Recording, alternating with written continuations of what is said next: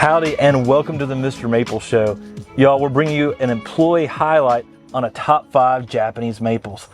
We're standing here with Lexi. Lexi, how long have you been working here at MrMaple? Ooh, I'd have to say probably since late May. So what got you excited about working here?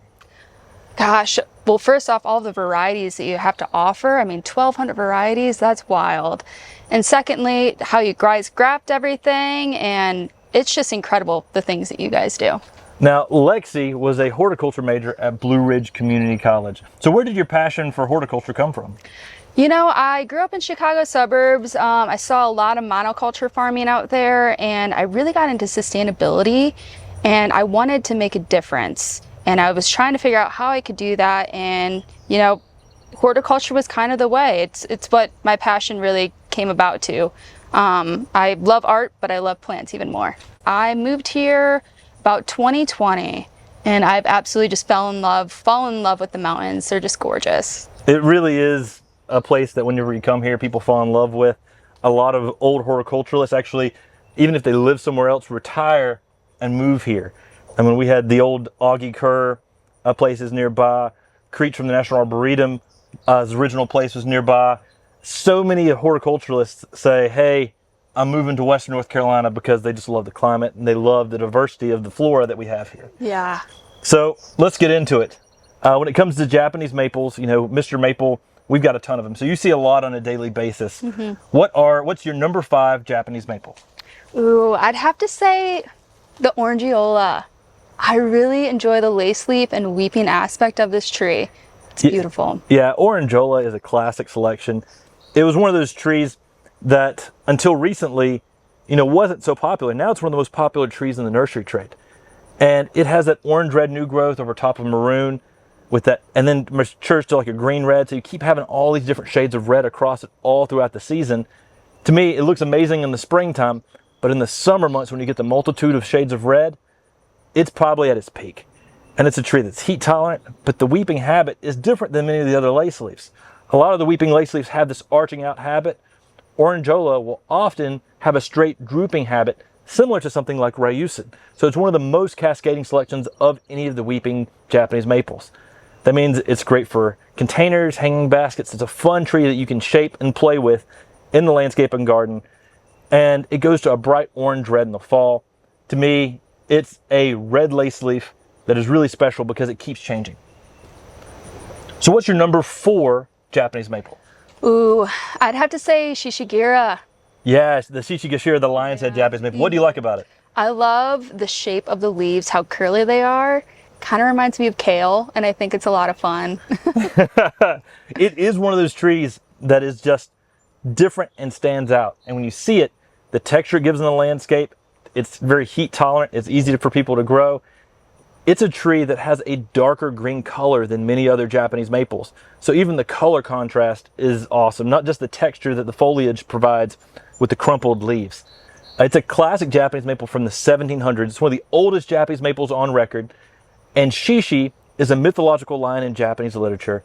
And so it's akin to something of saying like Mickey Mouse's head, because it's the lion's head Japanese maple, and it is referring to a female lion from a specific poetry in Japanese literature. But it's such an old Japanese maple, but it still deserves a spot in people's landscape because it's easy to grow and it's proven the test of time just being a beautiful tree out there in the garden. So what's your number 3 Japanese maple?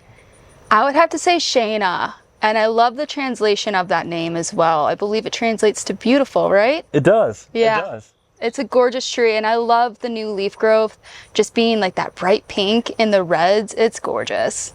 Yeah, Shaina is a beautiful, small, compact, dwarf Japanese maple. Fits in a lot of people's landscapes. You want to give it good drainage. It makes a great container plant out there as well. It just has this dense, rounded habit and bright red color in the spring. New growth in the summer. It can be that pink reds that you're talking about. And you get some orange reds to pink reds in the fall. It was a selection that was found by Dick Wolf, so the same guy who found Emperor One, but it was named for my good friend Billy Schwartz's daughter, whose name is Shaina, and it translates as Hebrew for beautiful. And it's this witch's broom, which is a dwarf mutation at the Villanova Department of Public Safety's building. There's this Japanese maple up there, and there's this witch's broom that's over 50 years old, that's this big ball hanging in that tree. And it's about 9 feet up. Wow. And so I went and visited that tree and saw the original broom, and it's just crazy seeing, and knowing that all the Shainas, which are in the United States and around the world, because that's a worldwide cultivar, all came from that one witch's broom. So it's definitely pretty cool. Mm-hmm. So what's your number 2 Japanese maple? I would say Emerald Sunset. It is gorgeous. I love the chartreuse green with the red outline. It is just beautiful.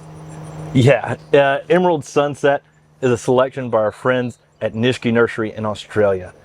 And it's extremely heat tolerant. It's got a thick purple-red border that holds its color along throughout the season.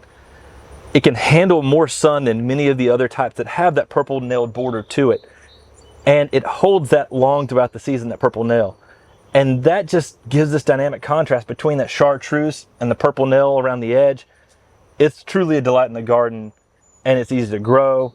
I mean, when we were able to start carrying that tree that Nishiki Nursery in Australia had introduced, I was thrilled, and I still am every time I can offer it, because it's not something you see in the trade much today, but it's better than a lot of trees that are out there. And such a really cool tree. Mm-hmm. So we're down to your number 1. What do you have for your number 1 Japanese maple, Lexi?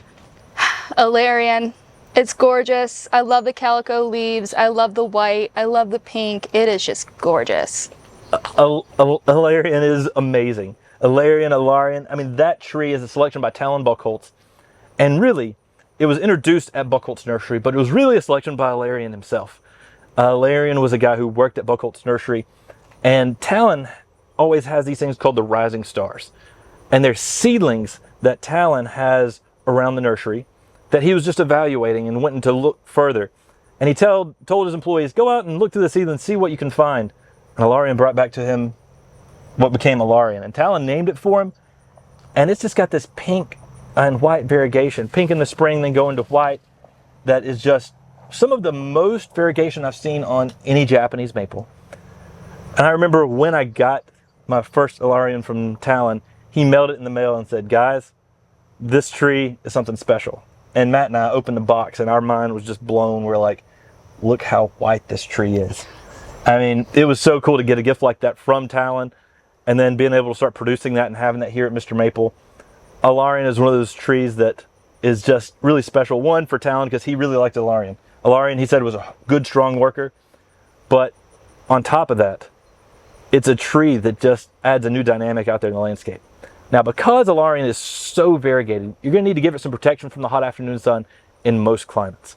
It's a beauty and a delight that just adds a lot of pinks and a lot of whites out there in the garden, and a lot less greens than many other Japanese maples. If you ever start to fertilize the tree or get the tree growing very vigorously and it loses some of the pink and whites, we have a whole video on how to prune your variegated Japanese maples in late spring to promote that variegation. So keep that in mind. You might want to check that video out as well.